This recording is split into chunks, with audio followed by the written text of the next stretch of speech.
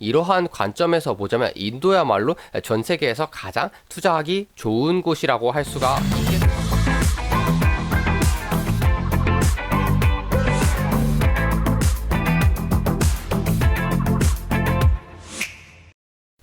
여러분 안녕. 자, 이번 시간에는 투자처로서 인도라는 나라에 대해서 살펴보는 시간을 갖도록 하겠습니다. 인도라는 나라가 가지고 있는 가장 큰 특징은 바로 크다는 것이죠. 인구가 무려 14억 명으로 세계 2위이고요. 몇 년 내로 중국의 인구를 제치고 세계 1위가 될 운명의 나라라고 할 수가 있겠습니다. 면적 또한 330만 제곱킬로미터, 우리나라 면적의 33배 정도 되는 거대한 크기를 가지고 있는데 그마저도 인도가 가지고 있는 인구에 비하면 작은 편이라고 할 수가 있겠습니다. 그러면서도 1인당 GDP는 겨우 1,900달러로 굉장히 소득 수준이 낮기 때문에 성장할 여지 또한 충분하다고 볼 수가 있겠고요. 그러면서도 인구발로 GDP가 세계 6위에 달하는 엄청난 규모를 가지고 있는 나라라고 할 수가 있겠습니다. 이 인도가 가지고 있는 투자처로서의 가장 큰 매력은 무엇이냐라고 묻는다면 첫 손가락으로 꼽을 수 있는 것이 바로 인도의 인구 구조라고 할 수가 있겠습니다.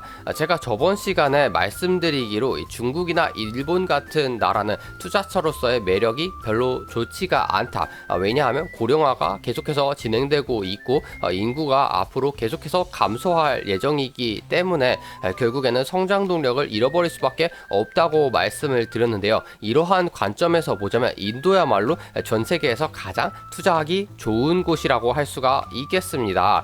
인구 피라미드를 보시면 마치 인도의 왕관 같은 모양을 하고 있는 노인은 적고 젊은 사람은 많은 아주 이상적인 구조라고 할 수가 있겠고요. 앞으로 미래 전망을 보셔도 2060년까지는 꾸준히 인구가 증가할 예정에 놓여 있습니다.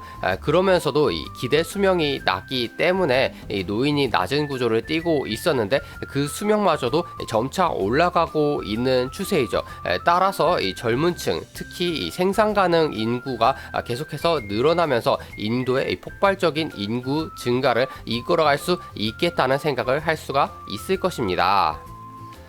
또한 미시적으로 살펴보자면 최근에 계속해서 진행되고 있는 가장 큰 사건이라고 할 수 있는 미중 무역 전쟁이 인도에게 굉장히 수혜가 된다고 할 수가 있겠는데요.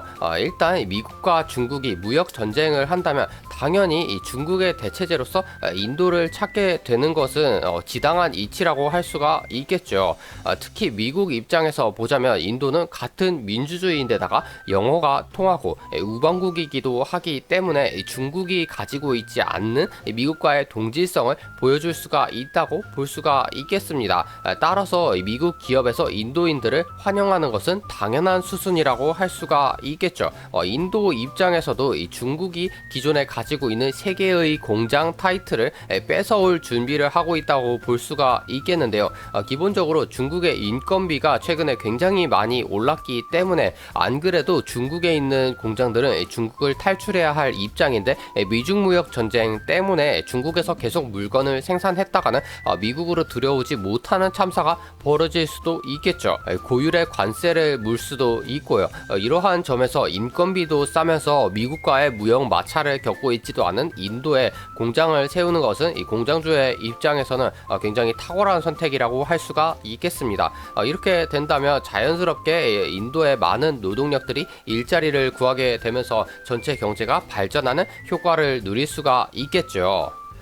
더군다나 미중무역전쟁뿐만 아니라 브렉시트라는 사건 또한 인도의 경제발전을 가속할 수가 있겠는데요. 기본적으로 영국은 원래 영연방이라는 영국 여왕을 국가 원수로 가지고 있는 나라들의 모임에 참여하고 있었습니다. 이 영연방 국가들 사이에는 자유로운 물자와 인력의 이동이 보장되는 구조를 가지고 있었죠. 그런데 영국이 유럽연합에 가입하려고 하니까 유럽연합 국가들 사이에도 역시 자유로운 물자와 인력이 이동하는 구조를 가지고 있었단 말이죠. 그렇다면 프랑스나 독일 입장에서는 영국을 통해서 인도라든가 남아공 같은 데서 이 물자와 인력이 예상치 못하게 넘어올 수가 있어서 영국이 구멍이 될 수 있을 뿐더러 그 과정에서 영국이 부당하다시피 한 이득을 취할 수가 있기 때문에 영연방과의 관계를 축소할 것을 요구하기 시작했습니다. 결국에 영국은 유럽연합에 가입하면서 영연방 국가들 사이의 긴밀한 경제적인 관계를 포기할 수밖에 없게 되었는데요. 지금 시점에 와서는 브렉시트가 통과가 되었기 때문에 영연방 국가들 사이에서는 영국과의 교역이 다시 활성화되는 기회가 될 수도 있겠다는 생각을 당연히 하게 되겠죠. 영국 입장에서도 브렉시트로 인해서 유럽연합에서 탈퇴하면서 경제적으로 고립될 위기에 처해 있기 때문에 인도와 같은 영연방 국가들과의 교역을 늘리자는 목소리가 나올 수밖에 없는 입장이라고 할 수가 있겠습니다. 이로 인해서 인도의 경제가 활성화되는데 도움이 될 것을 기대해 볼 수가 있겠죠. 이러한 얘기들은 그럼에도 불구하고 2016년에 나왔기 때문에 이제는 한물간 얘기가 아니냐라고 생각하실 수가 있는데, 의외로 영국과 EU가 브렉시트 협상을 타결한 것은 2020년 12월이고요. 이것이 발효된 것은 2021년입니다. 따라서 인도의 경제가 영국의 도움을 받아서 동반 성장을 하는 것은 지금에 와서야 기대해 볼 만한 일이 된 것이죠. 따라서 인도의 기회는 지금부터 충분하다고 볼 수가 있겠고요. 실제로 영국도 2021년부터 이 아시아 문제에 굉장히 관심을 가지기 시작했죠. 이러한 좋은 뉴스들에도 불구하고 인도가 가지고 있는 고질적인 해결해야 되는 문제들도 산더미처럼 쌓여 있는데요. 대표적으로 인프라 문제가 있을 수가 있겠습니다. 경제가 급속도로 성장한 많은 나라들이 있지만 그 중에서도 가장 대표적인 예시를 들자면 바로 우리나라, 대한민국이 좋은 교과서라고 할 수가 있겠죠. 우리나라 같은 경우에는 굉장히 못 살던 시절부터 경제개발 5개년 계획을 통해서 많은 인프라를 건설해 놓았는데요. 이로 인해서 이 경제 체질이 성장을 하기에 적합하게 변화되어서 결과적으로 빠른 경제 성장을 할 수가 있었습니다. 반면에 인도 같은 경우에는 2021년 현대에 들어서도 굉장히 인프라가 열악한 것으로 널리 알려져 있죠. 따라서 인도는 각 지방마다 마치 다른 국가인 것처럼 별개로 노는 경향이 있고, 인도의 국력이 결집하지 못하는 문제가 있겠고요. 더군다나 행정력이 약하고 부패가 심하기 때문에 이러한 문제가 해결되는 것도 상당히 어려워 보인다는 특징이 있습니다. 인도 정부에서도 이러한 문제를 인식했기 때문에 의욕적으로 2021년 들어서 인프라 투자를 본격적으로 추진하겠다는 얘기가 나오고 있는데요. 인도 특유의 약한 행정력에 비추어 봤을 때 이것이 꼭 정상적으로 진행될 것이라는 보장은 없지만 인도 정부에서 의욕적으로 추진하는 만큼 우리가 앞으로 지켜볼 여지는 충분하다고 할 수가 있겠습니다. 또 한 가지 인도가 가지고 있는 문제를 들자면 바로 언어가 다양하다는 문제가 있겠는데요. 우리처럼 한 국가에 한 언어를 쓰는 나라의 경우에는 상상도 못할 일이지만 인도는 주 단위 공용어만 18개, 전체 언어의 개수는 수백에서 수천 개에 달할 정도로 언어가 다양하고 각 언어 간의 소통이 안 되기 때문에 같은 인도인이면서도 교육의 기회나 취업 활동에서 굉장히 제약이 많은 사람들이 있을 수밖에 없습니다. 그 중에서도 힌디어가 가장 메이저한 언어이기는 하지만 그마저도 절반도 안 되는 인구가 쓰고 있고요.